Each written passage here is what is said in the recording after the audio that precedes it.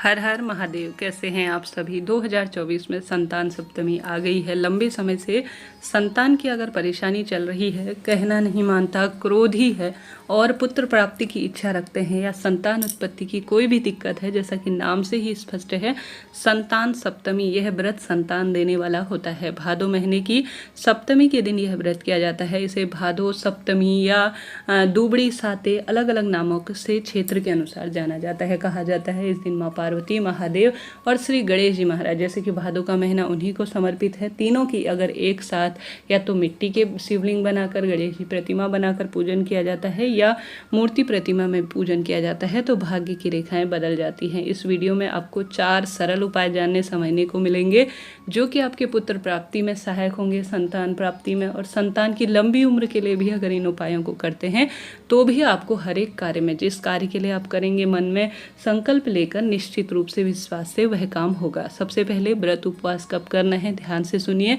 2024 में 10 सितंबर दिन मंगलवार को संतान सप्तमी पंचांग में लिखा गया है, वर्णित है, आपको व्रत करना है। स्क्रीन पर भी मैंने समय दिया हुआ है। सप्तमी तिथि शुरू होगी 9 सितंबर 2024 को रात्रि 9:53 से, और यह संतान सप्तमी की तिथि जो समापन की ओर होगी वह 10 सितंबर रात्रि को 11:11 के आसपास। ऐसे में सप्तमी तिथि 10 तारीख को पूर्ण रूप से अच्छी तरह से उदय तिथि अनुसार व्याप्त है रात्रि और दिन में, तो इस दिन व्रत करना सर्वश्रेष्ठ माना जाएगा। तो आप सभी को जो है पूर्ण रूप से यह व्रत 10 सितंबर के दिन ही करना होगा। बहुत श्रेष्ठ समय हो रहा है और इससे अद्भुत रूप में परिवार में समृद्धि आएगी और यह व्रत अपने आप में आपके लिए सफल होगा। व्रत नहीं भी कर पाते हैं किसी कारण से तो भी इस सरल से कार्य को करने से निश्चित रूप से पुत्र रत्न की प्राप्ति होगी। कैसे करना है, ध्यान से सुनिए। सबसे पहले तो मंगलवार का दिन है।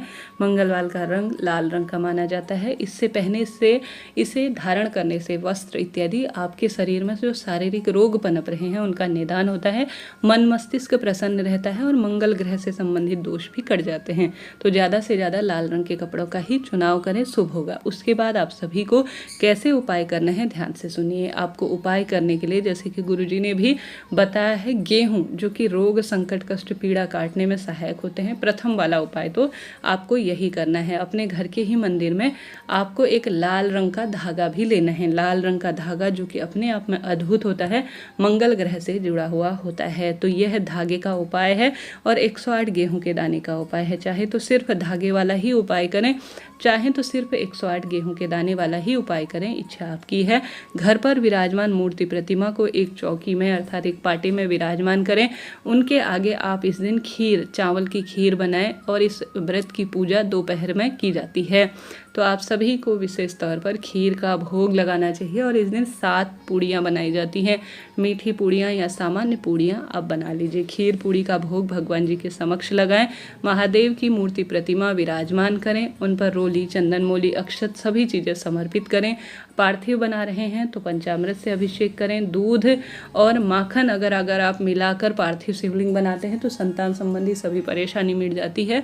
आपने गुरुजी की कथा में सुना होगा। तो अगर आप पार्थिव शिवलिंग इस दिन बना रहे हैं संतान प्राप्ति की इच्छा से, हालांकि इस पूजा में पार्थिव शिवलिंग का ही विधान है, तो उसमें आपको मक्खन या दूध जरूर से मिलाना चाहिए और दूध का अभिषेक करने से तो संतान संबंधी सभी परेशानी अपने आप ही मिट जाती है, ऐसा शास्त्रों में कहा गया है। तो यही कार्य आपको करना है। सबसे पहले दीपक लगाएं, व्रत का संकल्प लें, विधि विधान से पूजन करें, लाल रंग के फूल शिवलिंग पर जरूर से चढ़ाएं और विधि विधान से पूजन नियम करने के बाद आप जो है अपनी इच्छा सामर्थ्य अनुसार बड़ी संपन्न पूजा करें या छोटी संक्षिप्त पूजा करें, इच्छा आपकी है। उसके बाद भोग प्रसाद सभी चीज़ें समर्पित करने के बाद सबसे पहले गेहूं के दाने का उपाय बताती हूँ, जो कि 108 गेहूं के दाने का है। वंश वृद्धि गेहूं के दाने करते हैं। मंगलवार का दिन है तो यह अपने आप में बहुत विशेष हो जाएगा। अगर घर पर पूजा नहीं करते, मंदिर जाकर करते हैं, तो अपने हाथ की हथेली में 108 गेहूं के दाने अच्छी अवस्था के लीजिएगा और अपनी मनोकामना कहकर श्री शिवाय नमस्तुभ्यम जाप करते हुए संतानेश्वर महादेव का स्मरण करते हुए आप सभी को शिवलिंग पर इन गेहूं के 108 दाने को समर्पित कर देना चाहिए। ऐसी मान्यता है, संतानेश्वर महादेव संतान संबंधी सभी परेशानियां मिटा देते हैं। रोग कष्ट संतान के जीवन में अगर चल रहा है, पहले से संतान है कहना नहीं मानती, गलत संगत में है, तो भी संतानेश्वर महादेव का नाम लेकर 108 गेहूं के दाने आप शिवलिंग पर जरूर से चढ़ाइएगा।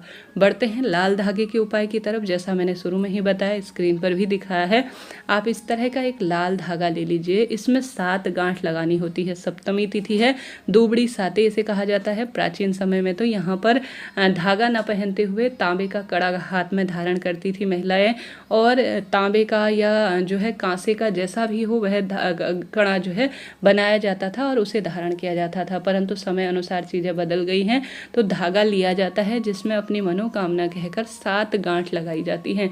जैसे पुत्र प्राप्ति की इच्छा है तो वह आप कहें, संतान लंबी उम्र हो वह कहें, या जो भी आपकी बात है गांठ लगाते हुए कहिएगा। माता पार्वती और महादेव को यह गांठ या कड़ा जो भी आपके पास है या जो धागा है वह उनके समक्ष एक कटोरी में, एक थाली में रख लीजिएगा। उसमें हल्दी, कुमकुम, रोली, चंदन, मोली सभी चीज़ें छिड़किएगा, जल घुमाइएगा 3 बार और इसमें आरती करिएगा, धूप दीप दिखाइएगा। कुल मिलाकर जब आपकी पूजा आराधना संपन्न हो जाए तो भगवान जी से कहिए कि मैंने आज संतान प्राप्ति के तहत यह धागा आपको समर्पित किया है, आपने सिद्ध किया है। इस धागे को अभिमंत्रित कर कर मेरे जीवन की कामना सिद्ध करें, ऐसी प्रार्थना करते हुए आप इसे दाएं हाथ में धारण कर लीजिए। गुरु जी कहते हैं, शास्त्रों में भी कहा गया है, व्रत कथा में भी वर्णित है, इससे संतान की परेशानी दूर होती है, कष्ट संकट पीड़ा मिट जाते हैं। दोनों उपाय भी एक साथ कर सकते हैं, धागा पहनने वाला और गेहूं के दाने वाला भी। निश्चित रूप से मन की कामना अपने आप ही सिद्ध हो जाएगी। तो 2 उपाय मैंने बताए, बढ़ते हैं तीसरे उपाय की तरफ। कोई भी प्रश्न हो, आपका अपना चैनल है, पूछ लीजिएगा, सभी सवालों के जवाब आप प्राप्त करेंगे। चैनल पर नए हैं तो लाइक शेयर सब्सक्राइब करें और कमेंट्स में लिख दीजिए हर हर महादेव, संतानेश्वर महादेव की जय। जो नारियल होता है, गुरुजी ने कह रखा है, वह वंश में वृद्धि में सहायक होता है।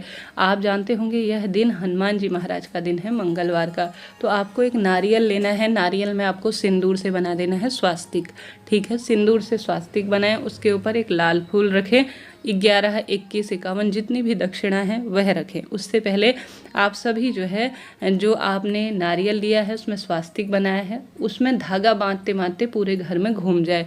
और जो व्यक्ति क्रोधी है, चिड़चिड़ा है, जिसके संतान उत्पत्ति की दिक्कत है या पुत्र प्राप्ति की दिक्कत है, उसके ऊपर से आप जो है इस नारियल को अपने मन की कामना कहते हुए मन कामेश्वर महादेव का नाम लेकर नारियल को घुमा लीजिए। घर में घूमते घूमते आप धागा बांधिए और व्यक्ति के ऊपर से उतारा कर लीजिए 21 बार मन कामेश्वर महादेव का नाम लेकर, और इसे लेकर चले जाए हनुमान जी के मंदिर में। हनुमान जी और महादेव दोनों एक ही हैं, 11वें रुद्रावतार हैं हनुमान जी महादेव के।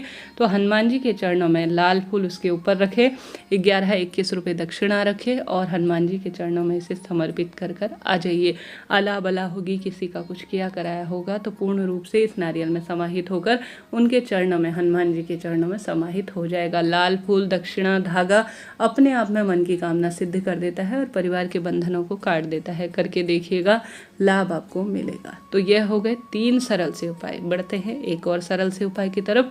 2-3 उपाय भी एक साथ किए जा सकते हैं, क्योंकि संतान सप्तमी तो साल भर में एक बार ही प्राप्त हमें होती है।